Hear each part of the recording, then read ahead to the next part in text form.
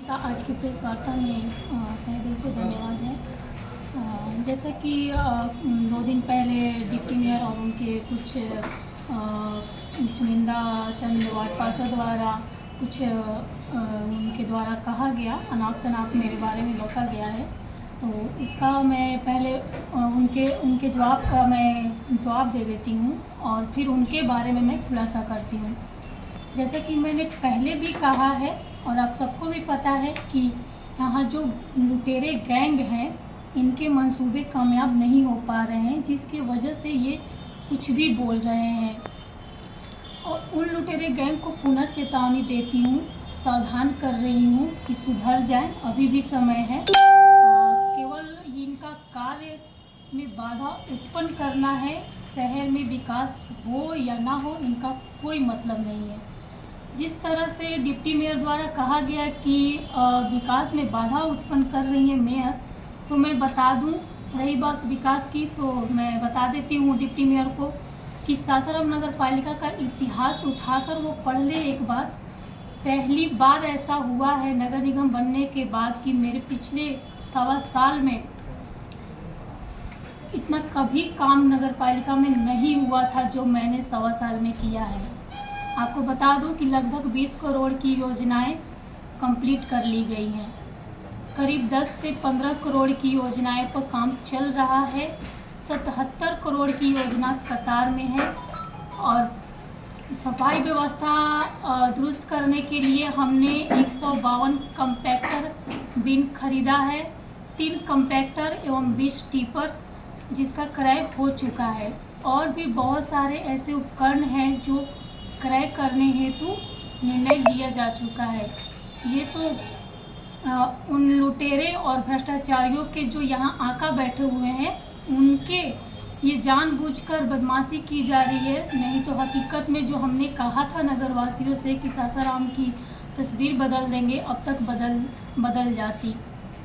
रही बात deputy mayor द्वारा और उनके कुछ चंद वार्ड पार्षद द्वारा कहा गया कि 77 करोड़ की योजना को स्वीकृति के लिए नहीं लाया जा रहा है, तो मैं बता दूं कि 77 करोड़ योजना में कुछ ऐसी योजना हैं जिसमें काम हो चुका है मुख्यमंत्री शहरी गली नली द्वारा, जिसमें परमनगर वार्ड नंबर 16 में है, आप जाकर पता भी कर सकते हैं, उसमें काम हो चुका है। और जो स्थल दिया गया था उसके अनुसार प्राक्कलन नहीं बना है, जिसका पत्र आयुक्त को और कार्यपालक अभियंता को भेजा गया है कि ताकि उन वार्डों का पुनः रिवाइज कराकर और उसके बाद उस पर प्रशासनिक स्वीकृति के लिए लाया जाएगा। अगर ये बातें वो मीटिंग के दौरान अच्छे से सुनती या फिर वो जो प्राक्कलन जो आया है उसको एक बार पढ़ लेती तो शायद ये बातें वो ना करती। सत्यवंती देवी बोलने की कि जो वो भ्रष्टाचारियों के साथ मिलकर उनका नेतृत्व कर रही हैं, जो बोल रही है बिहार नगर पालिका अधिनियम का, तो उनके मुख से ये बात शोभा नहीं देता है। मुझ पर झूठा मुकदमा कराया गया था। ये सभी को पता है कि नगर आयुक्त ने एक व्यक्ति को ज़बरदस्ती दबाव बनाकर मुकदमा दर्ज कराया था और ये सभी को पता है। और उनके द्वारा ये कहा गया कि मेरे द्वारा नगर निगम कार्यालय में तालाबंदी कराया गया। अगर उनके पास कोई साक्ष्य है तो साक्ष्य रखे मेरे सामने। अगर उनके पास कोई फ़ोटो है, वीडियो है तो दिखाएं कि किसमें मैं ताला बंद कर रही हूँ। रही बात उनके द्वारा एक बात और कही गई कि सशक्त स्थायी समिति के सदस्यों किसी एक सदस्य द्वारा कमीशन की मांग की जा रही है। तो मैं बता दूं कि हमारे सशक्त स्थायी समिति में माननीय 7 वार्ड पार्षद हैं, जिसमें 5 महिला वार्ड पार्षद हैं और 2 पुरुष वार्ड पार्षद हैं, जिसमें से एक का नाम है श्री राशिद अहमद और दूसरे का श्री सुनील यादव। और रही बात प्रमोद कुमार मौर्य की, तो वो तदर्थ समिति से 2 माह पूर्व ही इस्तीफा दे चुके हैं। शायद वो मीटिंग के दौरान डिप्टी मेयर सुनेंगी कुछ बातें तो उनको ख्याल रहेगा कि क्या मीटिंग के दौरान बातें हो रही हैं। उनके द्वारा दे दिया गया तो यहाँ पे ख़त्म हो जाता है कि प्रमोद कुमार ना तो सशक्त स्थायी समिति के सदस्य हैं। पहला तो झूठ उनके द्वारा ये बोला गया कि सशक्त स्थायी समिति के सदस्य द्वारा मांगा गया, और मोद कुमार कुछ नहीं है, पहली बात। और अंत में सत्यवती देवी को मैं ये कहना चाहूँगी कि जिस तरह से वो इस पद पे आई हैं, गरिमा को समझे, और वरना जो जो जो इनको लोगों के सामने शर्मिंदगी महसूस करनी पड़ेगी, उसकी तो खैर नहीं। और एक और चेतावनी दे रही हूँ कि सार्वजनिक रूप से अगर ये माफ़ी नहीं मांगती हैं और साथ ही खेद प्रकट नहीं करती हैं और मेरी छवि को धूमिल करने के केस में मैं इन पे मुकदमा दर्ज कराऊंगी। और साथ ही साथ डिप्टी मेयर द्वारा और उनके कुछ भ्रष्टाचारियों के द्वारा प्रेस वार्ता के दौरान जो अनाप शनाप बातें और तथ्य वितर्क बातें कही गई हैं, उसके खिलाफ उन पे नोटिस भी भेजा जाएगा, और शायद चला भी गया होगा। और ये देखिए वो नोटिस है। तो बिना मतलब का अभी भी समय है, सुधर जाए, वरना बहुत इसका तो हर्जाना भुगतना ही पड़ेगा। और रही बात औरों की जो उनके साथ जो भ्रष्टाचारी थे, उनके बारे में मैं बताती हूँ। चंद्रशेखर सिंह जो गर्व के साथ कहते हैं कि हम नगर परिषद के पूर्व उपाध्यक्ष हैं, तो उनके द्वारा क्या क्या कारनामे किए गए हैं ये किसी से छिपा नहीं है, लेकिन मैं फिर भी आप लोगों को बताती हूँ। इनके द्वारा 2.5 लाख का हाई मास्क लाइट जो कि 7 लाख में खरीदा गया था, कितना बड़ा घोटाला किया गया था। ये नगर पालिका के नगर वासियों का पैसा था जो कि करोड़ों का लूट कर बैठा हुआ है। और 30,000 का लैपटॉप 50,000 में खरीदा गया था।